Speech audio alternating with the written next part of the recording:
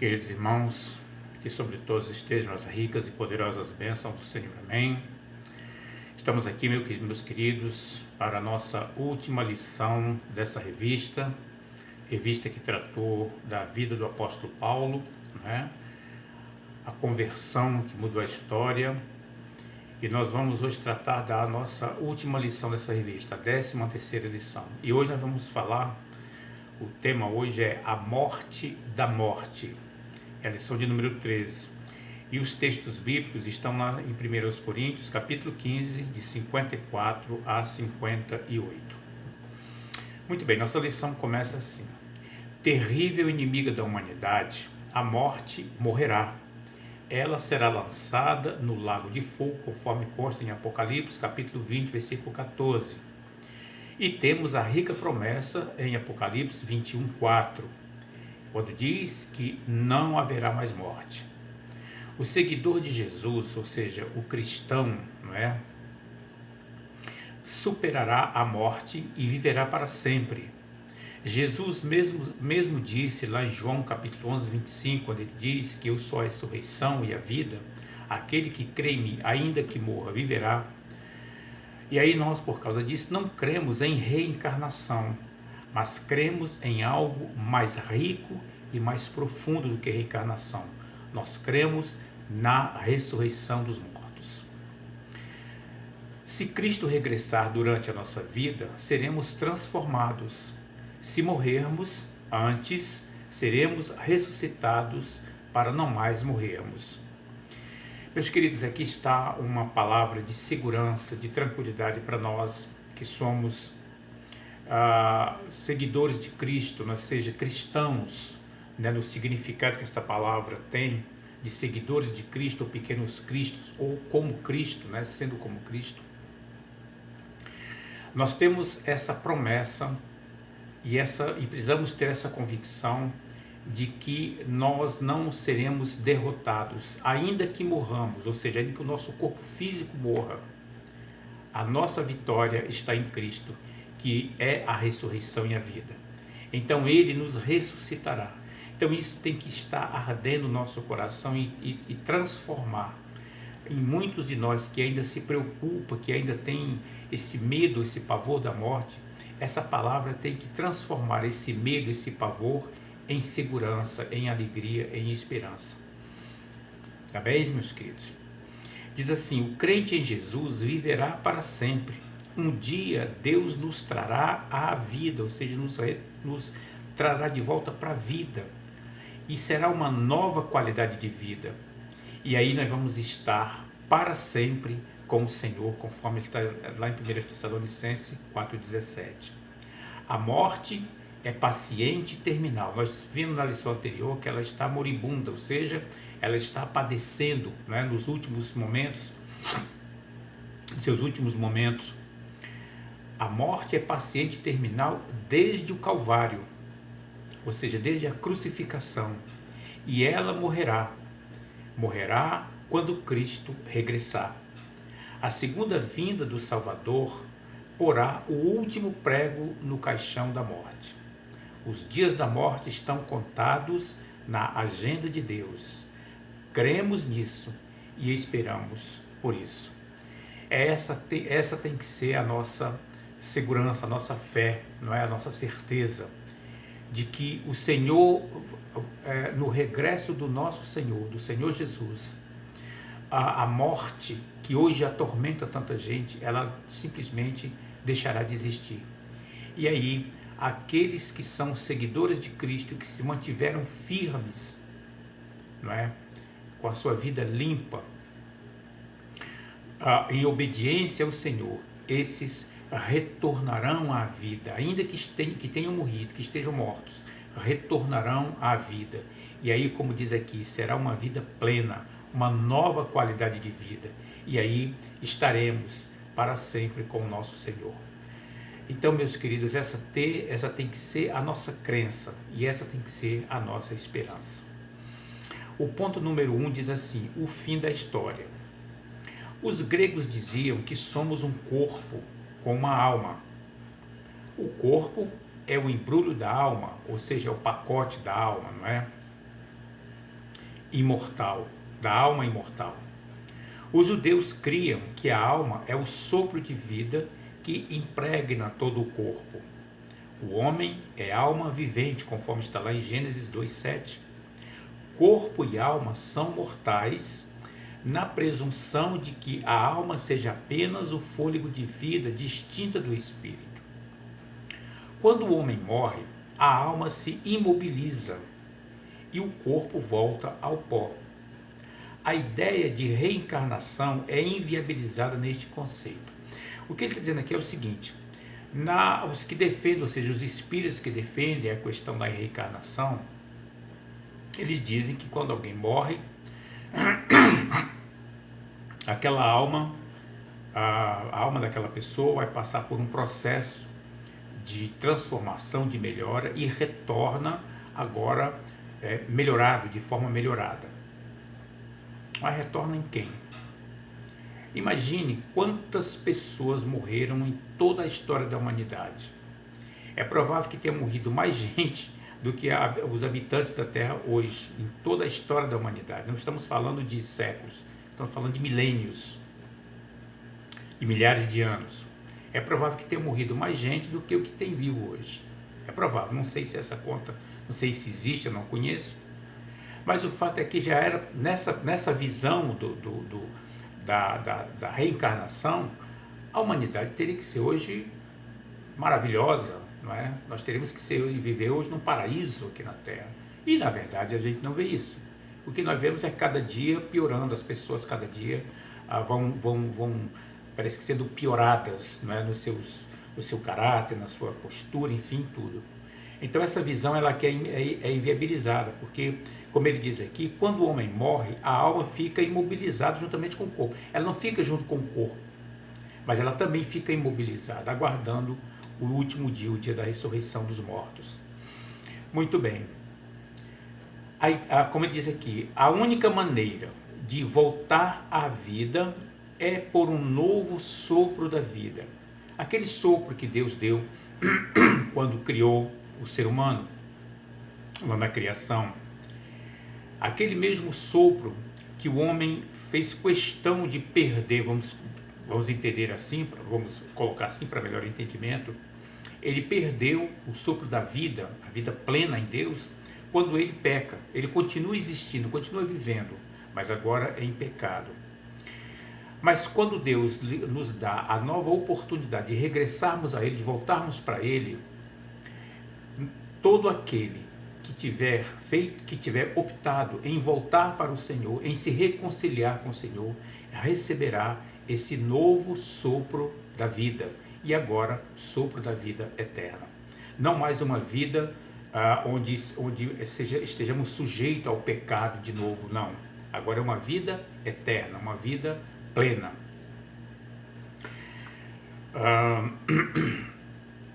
E ele diz aqui, em Ezequiel 37, Judá estava cativo. Judá cativo é como o vale dos ossos secos, não é? O sopro do Espírito lhe traz vida.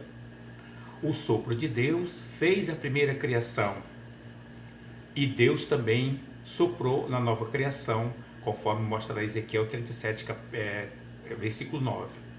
O Espírito continua soprando hoje, enquanto caminhamos aqui nesta terra, caminhando para a última criação. Deus está fazendo um novo mundo na pessoa do Senhor Jesus Cristo. Neste novo mundo não haverá mais morte. O novo sopro que nós receberemos, que aqueles que estiverem em Cristo Jesus receberão, não é? Nós receberemos. Esse novo sopro é para uma vida eterna, é para a vida eterna, não é? Nessa vida não haverá mais sofrimento, nessa vida não haverá mais pecado, nessa nova vida não haverá mais morte. Nessa nova vida desfrutaremos para toda a eternidade a presença gloriosa, a companhia maravilhosa do nosso Senhor e Salvador Jesus Cristo. Amém, irmãos? E ele continua aqui: a melhor descrição do mundo sem morte está em 1 Coríntios capítulo 15. É bom ler esse capítulo, muito interessante, vamos dar para descobrir coisas maravilhosas, não é, para que nos ajudam na nossa fé, na nossa crença. Um capítulo fantástico, diz aqui o autor, e o estudante da Bíblia deve ler com atenção. É um dos momentos mais brilhantes de Paulo, o gênio inspirado pelo Espírito Santo. A volta de Cristo marcará o fim da história e o início do novo mundo de Deus, o mundo sem morte, o mundo da vida plena, com Ele, com a presença do Senhor. Tudo está dependendo somente do regresso do Senhor Jesus. Que coisa linda que nos espera, meus irmãos. A morte morrerá quando o Senhor Jesus voltar. Então, queridos, nos mantenhamos, não é? Vamos nos manter firmes nesta convicção de que nós temos uma vida plena, uma vida sem morte, sem dores, sem sofrimentos nos aguardando. Isso é maravilhoso. O número 2 diz assim: quando a trombeta soar, que é justamente quando isso vai acontecer.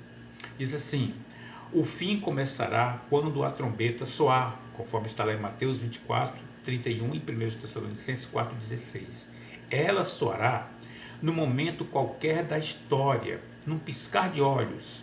E aí ele vai dizer aqui que o piscar de olho, né, o piscar do olho, dura apenas a 16ª parte de um segundo. É muito rápido, um segundo é rápido. Pega-se um segundo, divide-se em 16, uma parte é justamente o que significa um piscar de olhos. Será algo repentino. A trombeta mencionada aqui era o chofar de chifre de carneiro. Ela soava no passado nos momentos de calamidade, depois ela soou nos momentos de convocação ou de júbilo. Aqui, ou seja, quando a trombeta soar na volta do Senhor Jesus, será de júbilo, intenso júbilo, ou seja, grande alegria para toda a humanidade, ou seja, para aqueles, evidentemente, que estiverem, que permanecerem firmes com o Senhor. Infelizmente, para os outros que desprezaram a mensagem salvadora do Senhor Jesus Cristo, esses não terão alegria, será um momento de grande tristeza, profunda tristeza, eterna tristeza. E ele diz aqui: a trombeta soará quando Cristo vier para pôr fim à história.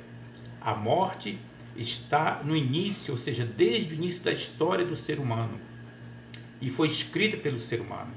Essa história foi escrita pelo ser humano, a história de andar com a morte. A morte, ou seja, o ser humano inseriu a morte no primeiro capítulo da sua existência, da sua vida.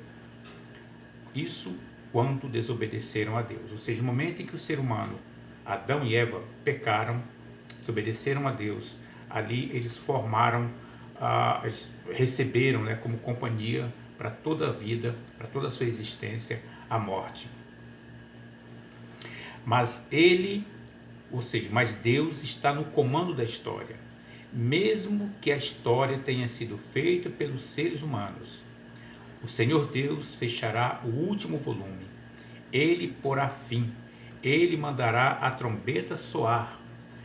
A morte surgiu como maldição, conforme está lá em Gênesis capítulo 3.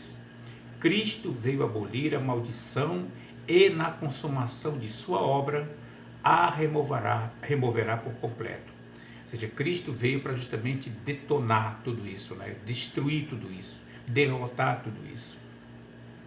Essa maldição que foi que o homem recebeu quando pecou. Por isso que Paulo vai dizer lá em Romanos 3:23 que todos pecaram e destituídos estão da glória de Deus, já se baseando nos seres humanos a partir de Adão e Eva. Muito bem. Isso trará a ressurreição da humanidade, ou seja, a destruição da morte trará a ressurreição da humanidade, pois a maldição da morte não mais existirá.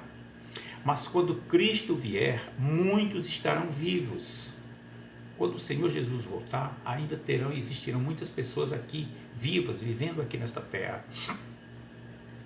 E aí vem a pergunta: como será essa mistura de mortos e vivos? E aí o apóstolo Paulo vai esclarecer: Paulo esclarece quanto à ordem dos eventos. Os mortos ressuscitarão primeiro e os vivos serão transformados. Que coisa linda! O novo sopro se completará, virá o julgamento final e a morte será julgada, condenada, destruída. Ela morrerá e nós viveremos para sempre, livres do seu poder, livres dos seus efeitos, da sua ação.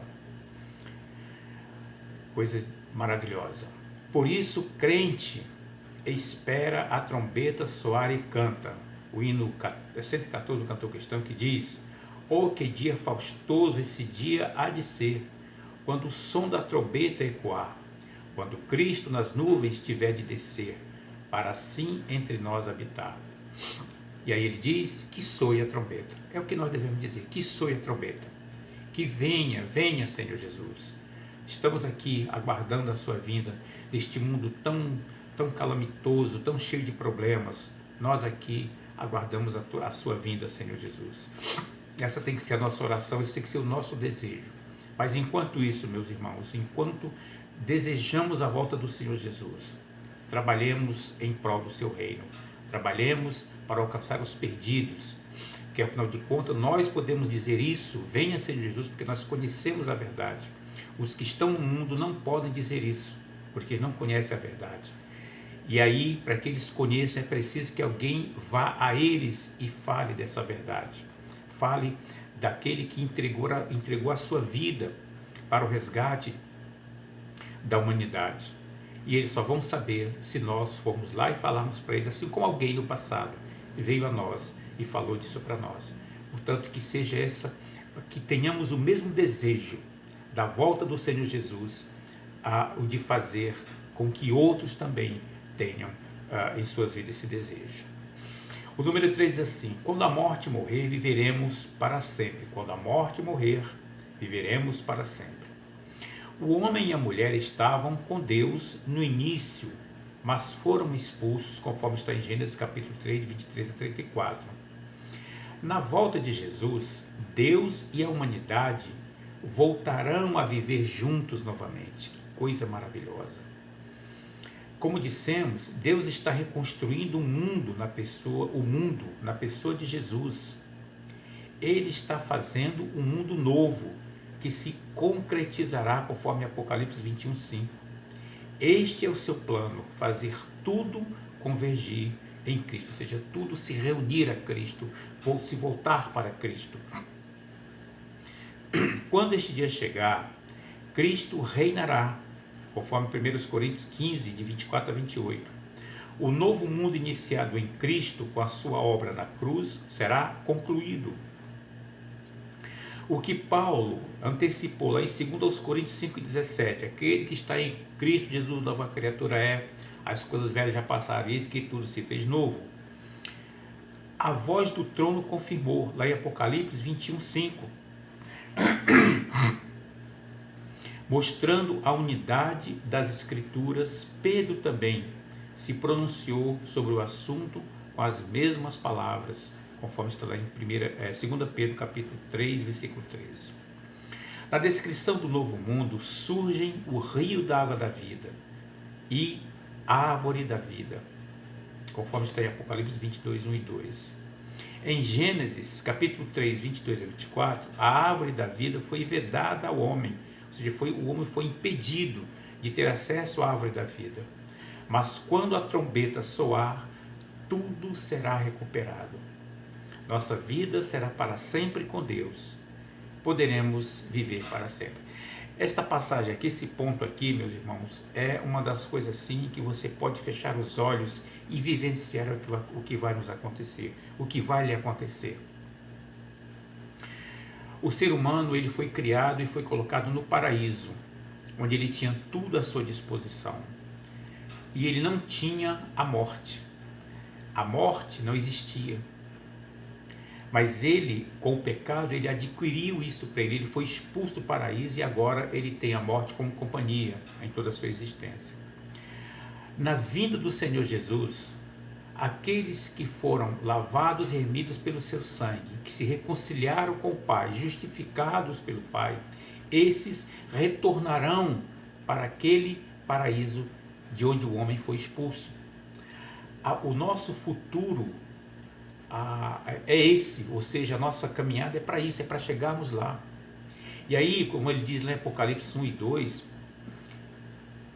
que ele vê o rio da água da vida, e de cada lado está a árvore da vida, e ela dá o seu fruto, 12 frutos por ano, um fruto por mês, e as suas folhas servem para curar a humanidade, uma coisa maravilhosa. Isso é nesse lugar que nós vamos viver, é nesse lugar que nós vamos habitar para sempre, para toda a eternidade.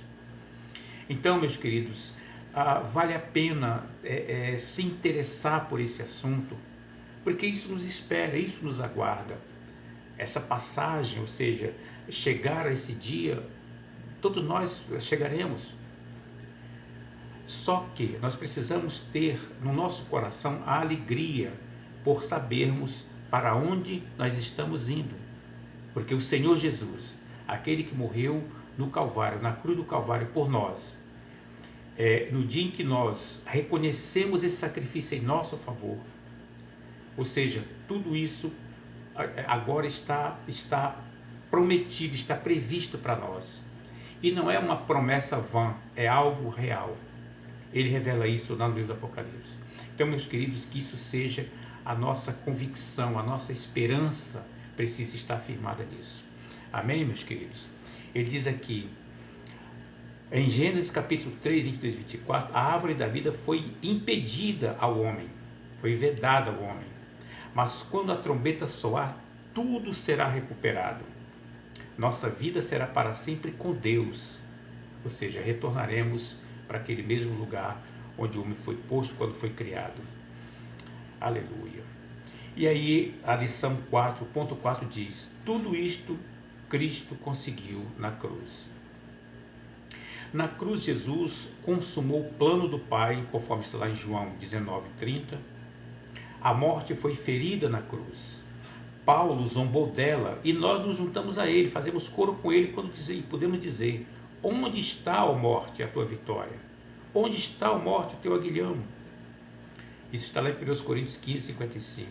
Podemos agir assim por causa de Jesus, ou seja, nós podemos zombar da morte por causa de Jesus, que nos garante a vida, porque ele mesmo diz, eu sou a ressurreição e a vida. Aquele que crê em mim, ainda que morra, viverá. Então nós podemos zombar da morte. Ao morrer ele disse, Pai, nas tuas mãos entrego o meu espírito, Lucas 23:46. Estevão morreu com esta expressão também nos lábios. Senhor Jesus, disse ele, recebe o meu espírito. Isso está lá em Atos 7:59. Aliás, a morte de Estevão causou grande impacto na vida de Paulo, não é? Que mencionou essa morte algumas vezes nos seus escritos. A serena morte de um crente em Jesus abalou o poderoso fariseu e pesou na sua conversão, ou seja, a morte de Estevão, a forma como ele morreu, a forma serena, como diz aqui, como ele morreu, entregando nas mãos de Jesus o seu espírito, abalou Paulo e, como diz aqui, teve influência na sua conversão. A morte não mais nos assusta. Entristece, pois nos separa das pessoas de quem nós amamos, mas não nos assusta. Ela não é invencível, ou seja, ela foi vencida. Cristo a venceu na cruz. Passaremos por ela, ou seja, a enfrentaremos, mas nós a superaremos, porque Cristo a superou, Cristo venceu, Cristo a minimizou, conforme está em Apocalipse 5, de 5 a 10. Ele a superou. Na cruz, Jesus morreu, mas voltou a viver. Na cruz, a morte continuou viva, mas começou a morrer. Ele, ou seja, o Senhor Jesus, a venceu, e nós também a venceremos. A cruz não sinaliza derrota, mas sinaliza vitória, vitória plena. Jesus não ficou na cruz, nem na sepultura. O discurso de Pedro no dia de Pentecostes, lá em Atos capítulo 2, de 14 a 36, é uma excelente explicação teológica do significado da cruz, da sepultura vazia e do triunfo final de Jesus. Vale a pena ler esse texto, irmãos, o discurso de Pedro. E aí o ponto 5 diz, vitória e perseverança. O capítulo 15 de 1 Coríntios é o maior capítulo do Novo Testamento e um dos mais vibrantes. A força espiritual e literária de Paulo brilha como nunca e nos faz antecipar momentos maravilhosos que desfrutaremos no porvir. Aí o autor fala dele mesmo. Este autor, o que escreveu a lição diz, esse autor particularmente se comove sempre que lê este poderoso argumento paulino. E qual é o argumento é esse? O capítulo conclui com um canto de vitória e um chamado à perseverança, que diz, abre aspas, mas quando isto, ou seja, quando este corpo, que é corruptível, ou seja, que se estragará, que apodrecerá, se revestir de incorruptibilidade, ou seja, se tornar, não mais se estragar, ou seja, se tornar conservado para sempre, e este corpo que é mortal se revestir de imortalidade, ou seja, este corpo que hoje morre, no dia que ele se tornar imortal, então se cumprirá a palavra que está escrita. Tragada foi a morte na vitória, vitória da cruz. Onde está a morte, a tua vitória? Onde está a morte, teu aguilhão? O aguilhão da morte é o pecado, e a força do pecado é a lei. Mas graças a Deus que nos dá a vitória por nosso Senhor Jesus Cristo. Portanto, meus amados irmãos, sede firmes e constantes, sempre abundantes na obra do Senhor, sabendo que o vosso trabalho não é vão no Senhor. Meus queridos irmãos, meus queridos irmãos crentes em Cristo Jesus da Igreja Batista do Primeiro Centenário, nós podemos cantar esse hino de vitória. Nós podemos dizer que nós estamos aguardando esse dia.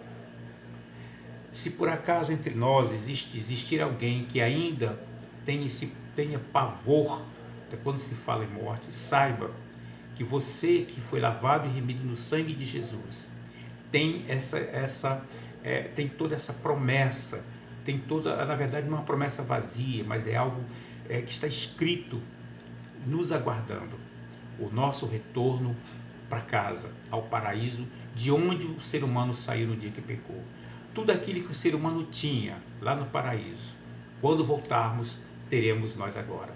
E agora não será mais uma pessoa ou duas pessoas como era Adão e Eva. Agora seremos todos nós, multidões e multidões de lavados e remidos no sangue do Cordeiro. Que seja esse o seu pensamento, que seja essa a sua convicção, para que você não seja tomado por medo, por pavor de algo que já foi derrotado pelo Senhor Jesus Cristo. Então, queridos, cantemos a vitória em Cristo e nos firmemos na nossa fé. A morte morrerá e viveremos para sempre com o Senhor Jesus. Que venha o fim, e lembremos a última oração da Bíblia que diz, abre aspas, aquele que testifica estas coisas diz, certamente cedo venho.